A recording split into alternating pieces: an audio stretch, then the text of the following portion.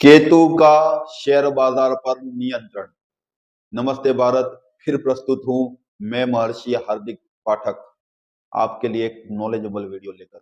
बता दूं, अगर आपके माइंड में कोई प्रश्न चल रहा है तो पूछो हमारी टीम से, क्योंकि जब तक प्रश्न पूछोगे नहीं तब तक उसका उत्तर मिलेगा नहीं। बात कर रहा हूं आज केतु की। केतु ग्रह जो है वो सेपरेटेशन सेपरेटेशन का जो कारक है वो कौन है? केतु। उसके बाद क्या है? रिसर्च, मोक्ष, आध्यात्मिक उत्पाद और अस्पष्टता का कारक जो है वो केतु ग्रह है। केतु द्वारा शासित कुछ प्रमुख सेक्टरों की बात करते हैं। पहला सेक्टर जो है वो है रक्षा, एरोस्पेस एंड अनुसंधान। केतु ग्रह अगर 10 से 20 डिग्री में है, मतलब ये जो रक्षा के जो सेक्टर, जो कंपनियां होती है ना, उनके शेयरों में वृद्धि करवाता है, शेयरों में गति आती है, शेयरों में जो है ना वो शेयर भैया लाभकारी हो जाते हैं।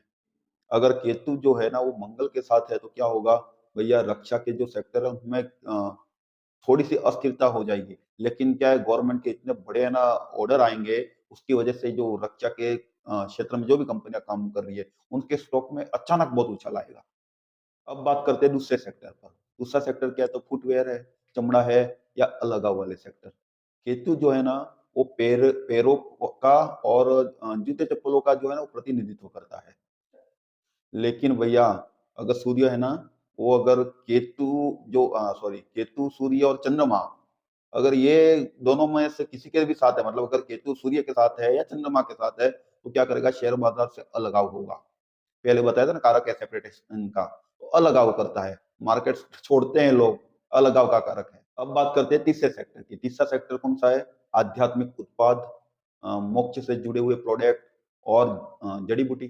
केतु है ना गुण ज्ञान और जो आध्यात्मिक वृद्धि करनी है ना आपको, रिसर्च का भी कारक मैंने बता ही दिया आपको। आध्यात्मिक वृद्धि जो करनी है, आध्यात्मिक प्रोडक्ट होते हैं उसकी वृद्धि करनी है, सबका कारक है। केतु जो है ना वो बुध के साथ है, तो ये ऐसी कंपनियों को बेनिफिट करती है, ऐसी टेक कंपनियां जो होती हैं, जो ब्लॉकचेन जैसा जो उस पर रिसर्च कर रही हो। बड़ा काम होता है भैया। ब्लॉकचेन मतलब जो बिटकॉइन वगैरह जो बनते हैं ना, वो ब्लॉकचेन ये टेक्नोलॉजी ही होती है। तो इस पे बहुत इन कंपनियों को बहुत बेनिफिट करती है। क्योंकि गोचर की बात कर लेते हैं। एक चीज समझ जाना, राहु और केतु ये दोनों हमेशा परमानेंट वक्रीय ही होते हैं। जैसे राहु के वीडियो में मैंने बताया था, तो केतु भी वक्रीय ही रहता है। केतु हमेशा वक्रीय रहता है, मतलब ये क्या करता है? अगर ये गोचर में ऐसी स्थिति में आ गया, ऐसी डिग्री में आ गया तो क्या करेगा? कमजोर डिग्री में आ गया, मजबूत डिग्री में आ गया तो क्या करेगा? अतीत की जो किसी कंपनी का मान लो कोई प्रोडक्ट आया है, उसका जो अतीत होगा, उसका जो पास्ट उसने जो किया होगा या उस डिग्री में होगा, तो उस कंपनी का पूरा पास्ट लाके बाजार में रख देगा और उसकी वजह से वो कंपनी डामाडोल होने लग जाएगी। भैया अडानी के साथ क्या हुआ था? केतु महाराज की जय बोल के अडानी पढ़ लेना।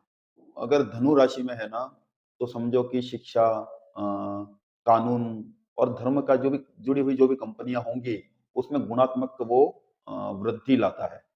लेकिन अगर ये केतु ग्रह वृश्चिक राशि में है, मतलब आप समझ लो कि ये जो फार्मा का जो सेक्टर होता है उसमें और रिसर्च वाले जितने भी सेक्टर होते हैं उसमें बहुत बड़ा बदलाव लाते हैं।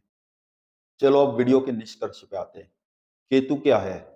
केतु जो है ना वो आपने बचपन में किया होगा ना, वो पेपर के ऊपर मैग्नीफाइंग ग्लास रखते थे और पेपर जल जाता था सूर्य की लाइट्स के द्वारा।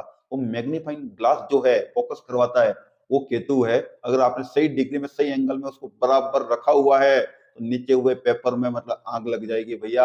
मतलब आपका रिसर्च अगर अच्छा है मार्केट में और टेक्नोलॉजी के शेयर में आप काम करना चाहते हो, बिटकॉइन वगैरह में आप ट्रेडिंग करना चाहते हो, केतु की डिग्री जरूर देख लेना, केतु पे रिसर्च कर लेना। उनके उसके ऊपर रिसर्च करने से पहले केतु पे रिसर्च अवश्य कर लेना। अगर आपकी लाइफ में कोई सेपरेटेशन हो गया है, आपके विवाह वगैरह में भी प्रॉब्लम है और सेपरेटेशन हो गया ना, डाइवोर्स वगैरह, भैया अलग आओ, मैंने बोला था ना, उसका कारक भी केतु है। अगर आप चाहते हो तो उसमें मैं डिटेल से वीडियो लेकर आ सकता हूँ। वीडियो आपको अच्छा लगा तो शेयर करें, लाइक करें, सब्सक्राइब करिए। हमारा भी तो हौसला बढ़ता है भैया। लाइक कर दो। वंदे मातरम।